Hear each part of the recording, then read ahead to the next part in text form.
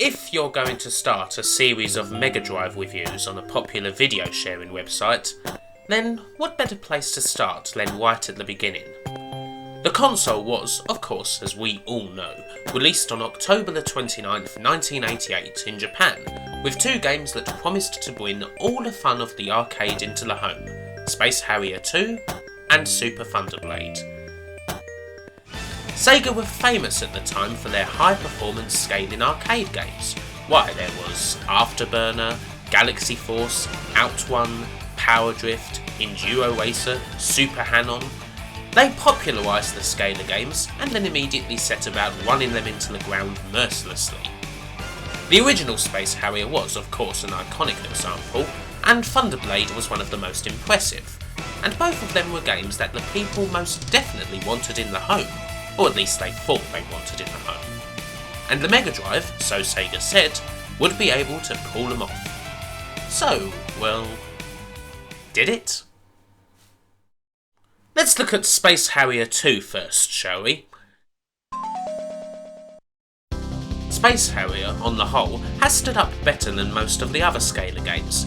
It's good fast-paced shooter fun, with a nice sort of surreal ancient Greek-cum-futuristic alien planet artistic bend, and the greatest video game music of all time.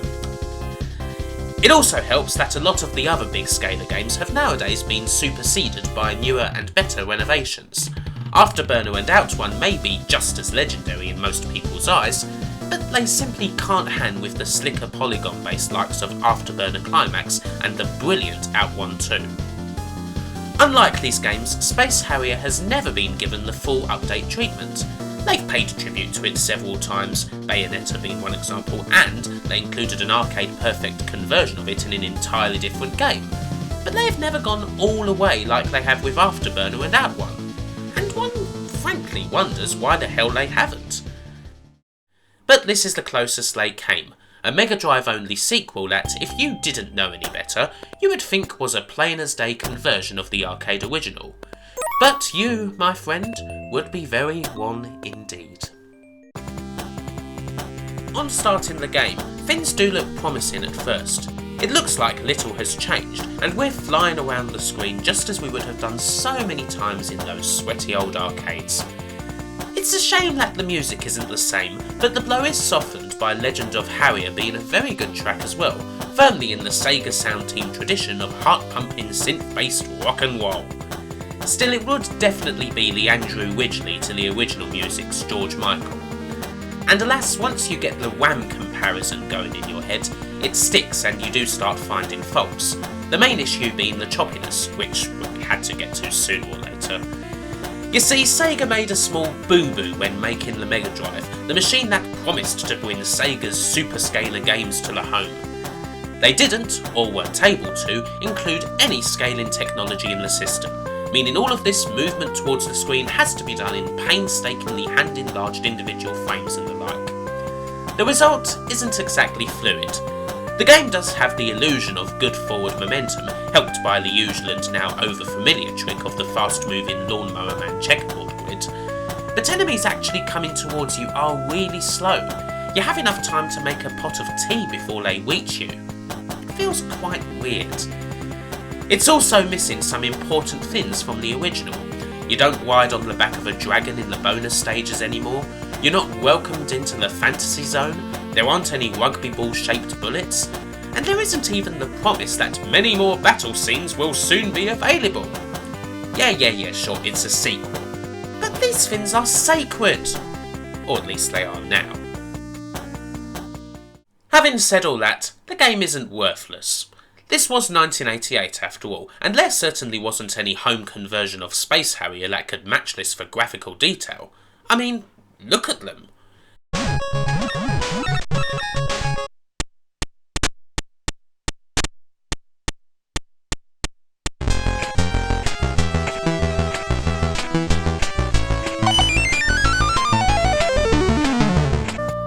If nothing else, it's a new set of 12 Space Harrier levels for those who really like the game, meaning that I'm pretty well satisfied with it. Most of the familiar enemy types are still kicking about, and for the most part they still look as good as they did in the arcade.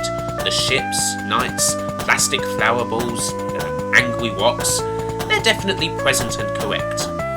There's a lot of good boss fights that show off some of the team's latest creations, while also actually being a bit more varied than the original selection, which consisted almost entirely of dragons and surviving against a horde of enemies for a few seconds. The sequel has loads as well, but there's plenty more besides them. Generally, the quality of the production is good for being a 16-bit launch title. What little voice samples there are quite clear, which is rare for the system. Get ready? In the end, the style and pace of the game is very solid, and even if the choppiness and the dissonance between how I'm moving and how everyone else is moving is an issue, it still does a fine job. It's not the original game, but, well, what the hell is? And it certainly handles scalar shooting a hell of a lot better than most of the other Mega Drive attempts at it. Case in point? Why, the other launch title, good old Super Thunderblade. While Space Harrier II was a noble and perhaps even promising failure, Super Thunderblade was a complete blowout. Sega celebrated the launch of their brilliant new console by immediately releasing one of the worst games ever to grace the machine throughout its 10-year lifespan. The original Thunderblade isn't close to being as well known as the other Scalar titles, but it was a goodie for 1987.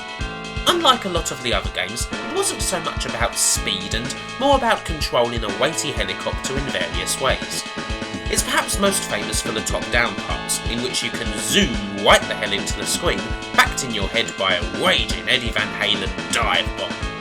It's good clean fun, another one of Sega's arcade games that's no trouble whatsoever to play today.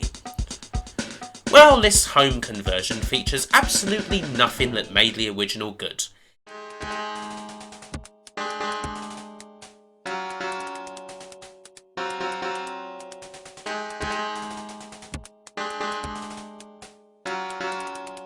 In fact, all it does is bring every one of the system's flaws right to the forefront. The choppiness is very strong in this one. With no checkerboard grid to even things out, this game becomes a real mess to look at very quickly. Not only that, all the buildings look like they've been pasted haphazardly onto the background. Everything's so flat. I mean, you could do a better job by going back to art class and cutting some newspaper out into the shape of a city block and quit sticking it to your screen. The game looks disgusting. Even the Master System version had solid buildings, for heaven's sake, so there's no excuse for the way this game looks. And when we get inside a cave, oh boy, those promises of arcade perfect graphics well and truly get smashed on the first badly drawn rock you see. The control of the game is really quite bad. The helicopter feels so slow and cumbersome. They put way too much weight on it, meaning that there's a delay every time you move as the chopper gets up to speed. Now, an appreciation of Newton's laws of motion would be fine, just fine if this was a simulator. But really, this is an arcade shooter.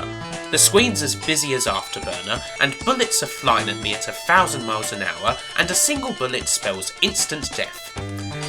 In this sort of situation, realistic forward momentum can frankly go piss up a rope. Just give me faster controls! And when you've got to take those controls and dodge the aforementioned rock pillars or the massive pipes in the nightmarish final level, well, God help you.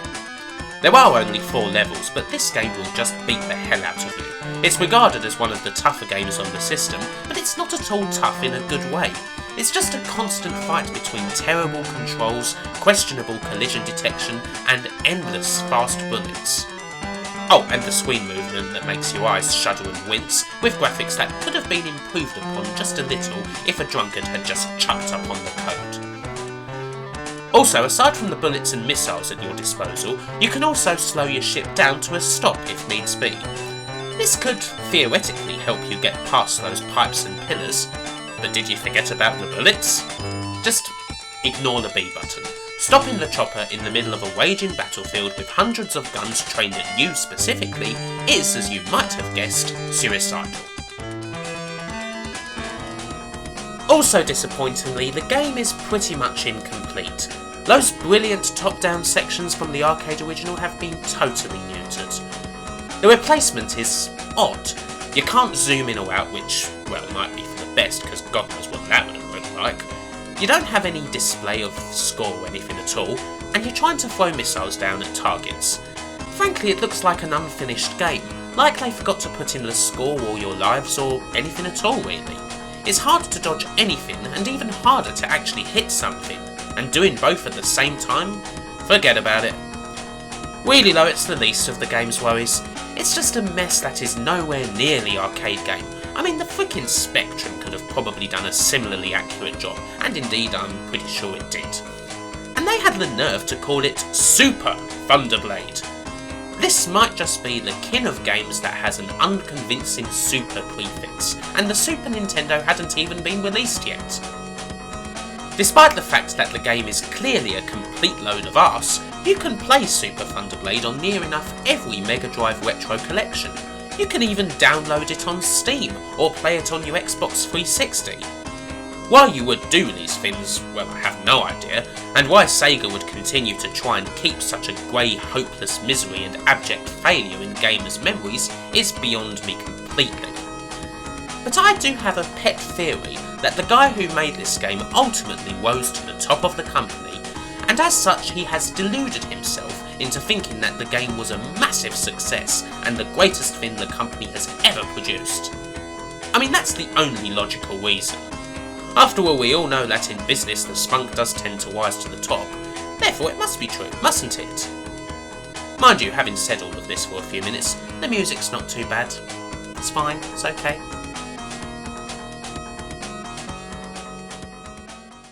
And so, these were the two launch titles that came out for the console back in Japan.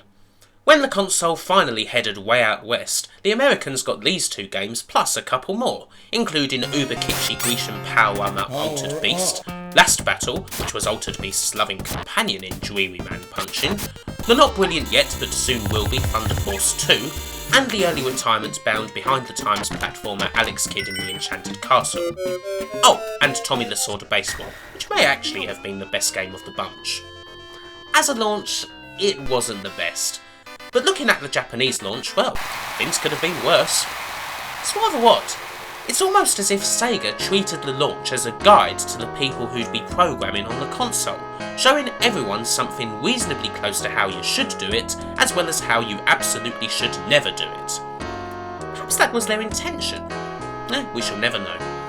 Neither one of these games are likely to get anyone's juices flowing today, and even back then they didn't really convince people to stop socialising and going out to the arcades to play these games in big cabinets that moved about and whatnot. And for many perhaps that's the greatest flaw of all. But well, not all of us are Michael Jackson now, are we? We don't have that sort of money, and in the end, Space Harrier II at least did alright by most people who wanted the game in the home, and so it gets a score that reflects that. On the other hand, all that Super Thunderblade did was waste perfectly good plastic and satisfy the sexual fantasies of a completely imaginary Sega executive. Therefore my opinion on that game is somewhat less positive.